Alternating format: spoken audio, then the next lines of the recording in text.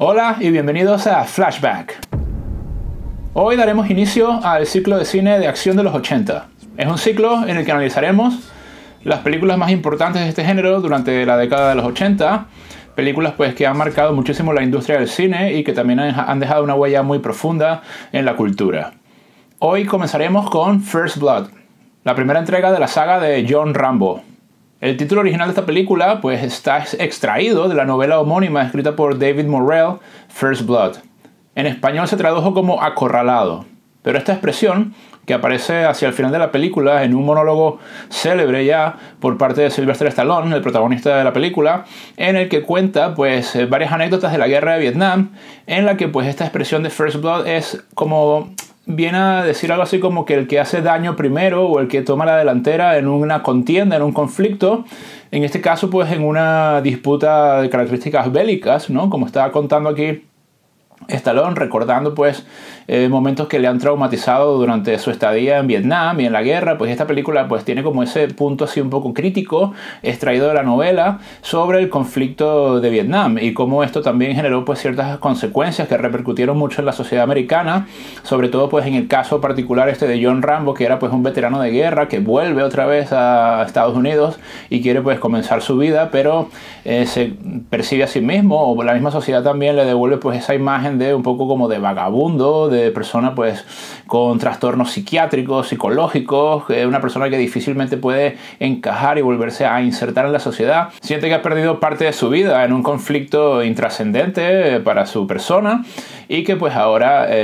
sufre las consecuencias de no poder adaptarse y poder volver a una vida normal. La sinopsis de la película se resume así como un veterano boina verde se ve obligado por un cruel sheriff y sus ayudantes a huir a las montañas y a librar una creciente guerra individual contra sus perseguidores.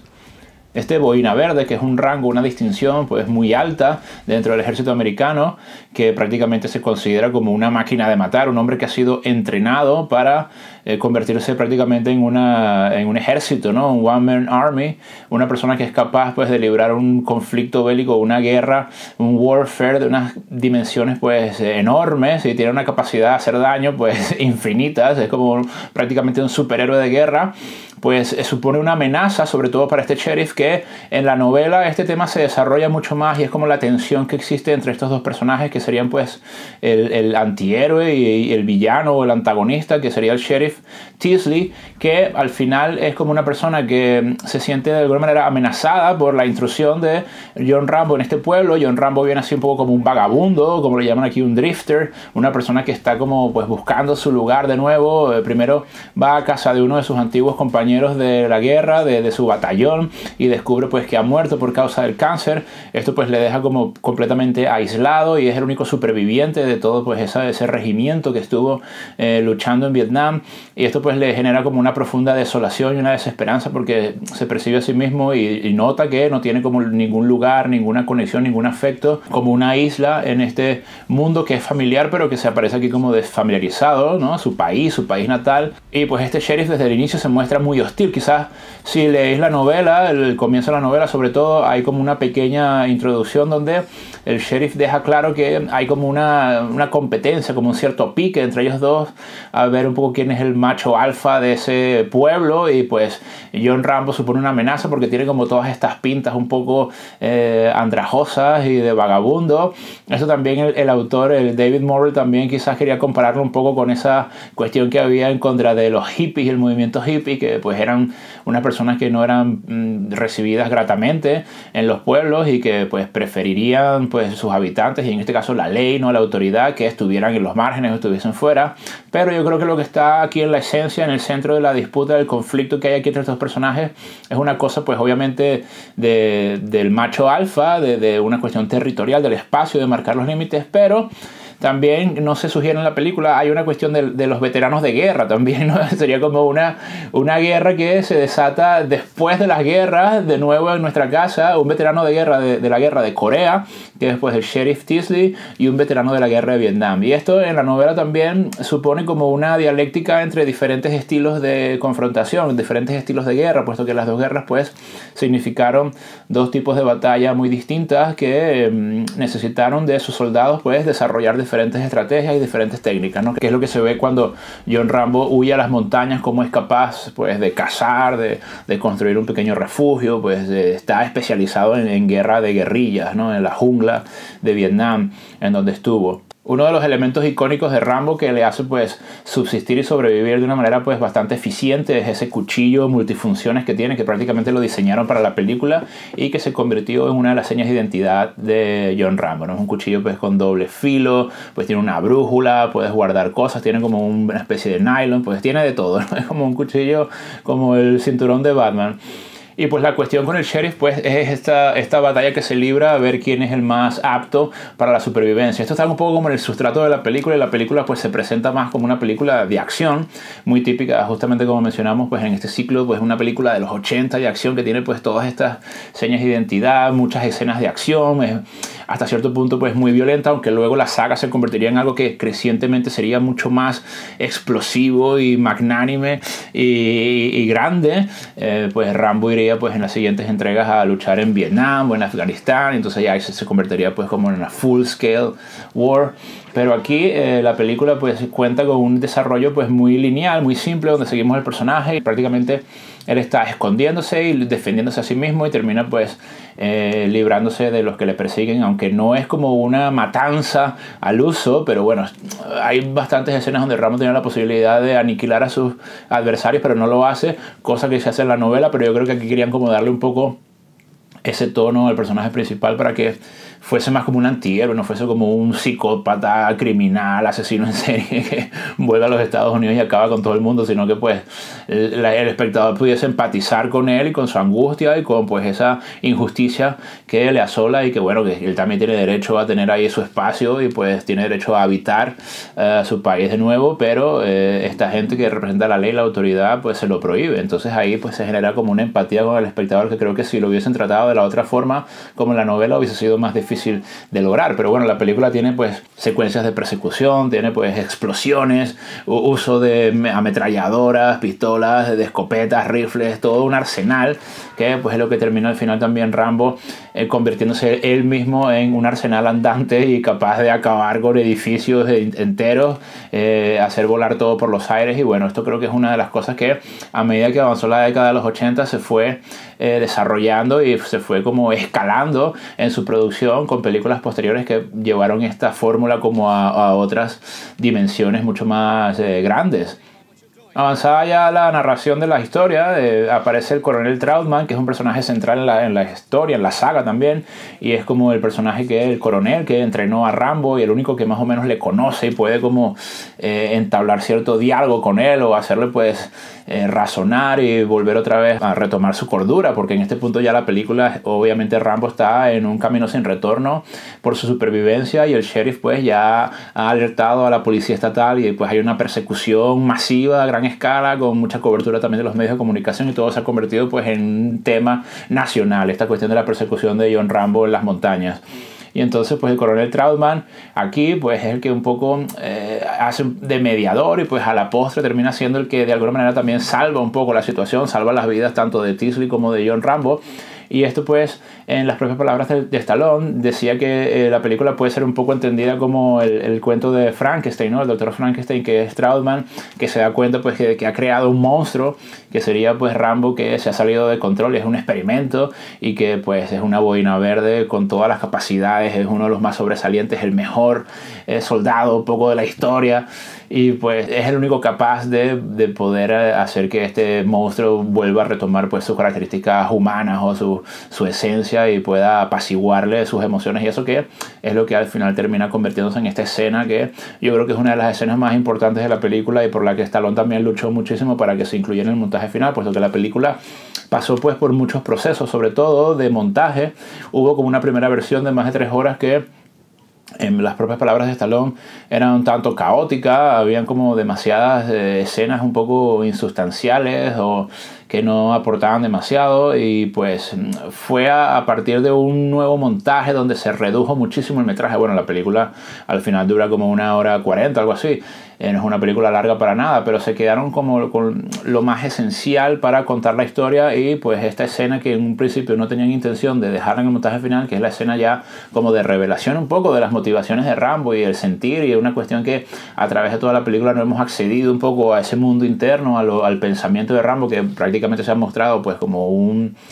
soldado agresivo y bueno, que reacciona en realidad, pero bueno, muy violento y con una capacidad también de causar daño increíble. Aquí se muestra también como un humano y se muestra pues como también una víctima de ese trato tan terrible que se da pues en la guerra y en los conflictos bélicos, y cómo él presenció pues escenas que le han dejado una huella muy profunda y un trauma del que difícilmente puede salir. Y esto pues también apunta a un tema que a partir de la historia, sobre todo en estas décadas y a posteriori, tomó mucha más fuerza, que era toda la cuestión de cómo reinsertar a estos veteranos de guerra, todas las conversaciones sobre los estrés postraumáticos de la guerra y cómo también trabajar la cuestión psicológica de todos estos veteranos, que era algo quizás que en ese momento no era tan importante, o no se había visto como toda la dimensión de estas consecuencias tan terribles que había generado pues enviar a estas personas tan jóvenes a estos conflictos. Yo creo que en los 80 también, y quizás también rescatando un poco lo que estaba pasando a finales de los 70, se abordó mucho el tema de la guerra de Vietnam, pues era un tema que estaba muy fresco y que también había causado en la sociedad, en la vida de los Estados Unidos históricamente muchos cambios, y había generado pues mucho dolor y mucho sufrimiento también para muchas de las personas, y había generado como un cierto caos también a nivel cultural. Pues obviamente también es en cierta parte responsable de todos estos movimientos pacifistas y la aparición pues del movimiento hippie a finales de los 60, comienzo de los 70, pero también había una serie de películas que ya venían un poco abordando toda esta cuestión de los horrores de la guerra. Podemos hablar, por ejemplo, del Cazador de Michael Cimino de 1978, o Apocalypse Now de Coppola de 79, luego en los 80 películas como La Chaqueta Metálica de Stanley Kubrick, o películas como Pelotón de Oliver Stone y Corazones de Hierro de Brian De Palma. O sea, grandes directores que yo creo que, bueno, que estaban en la plenitud de su forma, abordaron este tema de una manera bastante crítica, hasta cierto punto antibelicista, y pues reflexionando en profundidad sobre los horrores de la guerra y el impacto que esta generaba pues en los soldados y en las personas. Otra película importante que creo que se relaciona también con Rambo, que salió a posteriori ya prácticamente a finales de los 80, fue la de Nacido el 4 de julio de Oliver Stone, donde aquí Tom Cruise interpreta a un veterano de guerra que está inválido. Yo creo que esa sensación de la invalidez o la discapacidad es algo que también le pasa al personaje de John Rambo, que en algunos de los momentos también de esta parte final de la historia comenta que pues en la guerra era una persona importante, que pues manejaba equipamiento y manejaba tecnologías y cuestiones que costaban muchísimo dinero y que eran pues difíciles de utilizar y que necesitaban un nivel de pericia y de pues especialización muy altas, pero que ahora en los Estados Unidos es incapaz de conseguir un simple trabajo. Es un poco esa idea de que pues somos unos discapacitados en términos tanto mentales también como de nuestras posibilidades de insertarnos en el mercado laboral, o qué podemos ofrecer como personas cuando hemos sido completamente entrenados para realizar una labor muy específica de la que ya no podemos vivir de ello. Y entonces pues es un tema que yo creo que estaba muy en boga también en esa época y que se reflexionó mucho en la cinematografía. Y en este caso pues yo creo que Rambo, ese es un poco su sentimiento, el que le acompaña, y por eso también se denota como cierta frustración y cierto resentimiento a todo su pasado reciente, y por eso pues reacciona de esta manera también como tan visceral y de alguna manera como, bueno, a partir de ese instinto de supervivencia, pero también motivado por una cierta frustración de encontrarse de alguna manera apeado y en el ostracismo y sin posibilidades de formar parte otra vez de la vida de la sociedad americana. Hubiese sido muy diferente, y sobre todo no hubiese dado pie quizás a una saga tan prolífica, si el final de la película hubiese sido lo que tenía a lo mejor como pensado ya Ted Kotcheff al comienzo, que era pues que Trautman, lo que pasa un poco en la novela,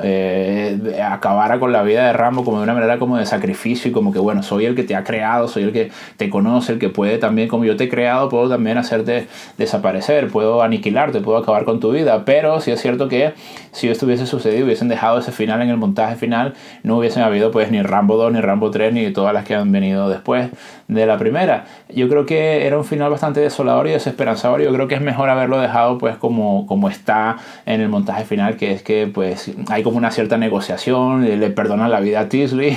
La cuestión es muy interesante, que John Rambo al final tampoco es que asesina a muchas personas en la película, ¿no? Hay como esta idea quizás de que el tipo desarrolla toda una matanza sin precedentes en el pueblo, pero esto no es lo que se ve o no es lo que termina representando la película, sino que más bien él termina entregándose, pues, y luego posteriormente nos enteramos de que va a cumplir una condena, pues, por todos los daños y destrozos que ha causado en este pueblo a raíz, pues, de esta guerra provincial que se ha librado a partir de su choque o su conflicto con el sheriff Teasley. Entonces yo creo que, bueno, la película pasó por muchas manos. El guión tuvo más de 20 versiones distintas, el final, diferentes montajes, la injerencia, pues, de Stallone, de los productores. Yo creo que todo esto es una cuestión que quizás es como común en estos clásicos que a lo mejor comienzan como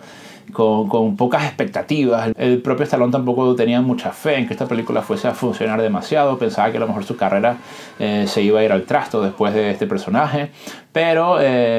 felizmente para él y para los productores también, la película fue un éxito total y pues permanece ahora como una de las películas de acción más importantes de la historia, la que ha generado pues más dinero en taquilla, pero sobre todo también en los alquileres de VHS y Betamax, que pues era una tecnología que estaba también en boga en ese momento y que le vino muy bien a la película. Y que bueno, posteriormente se hicieron otras entregas que también tuvieron mucho éxito, pero en mi opinión, en mi humilde opinión, aquí quiero también preguntaros a vosotros cuál es vuestra preferida de la saga.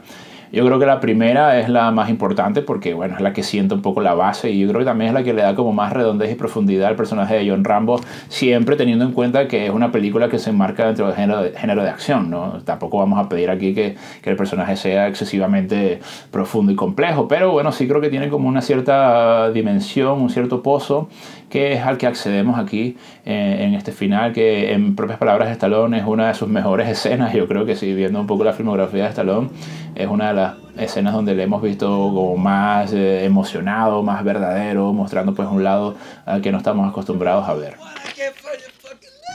Bueno, ¿a ti qué te pareció First Blood? ¿Te gusta esta película? Si te gustó este análisis, por favor déjame un me gusta y suscríbete a mi canal para que recibas notificaciones de los próximos vídeos. Muchas gracias y hasta luego.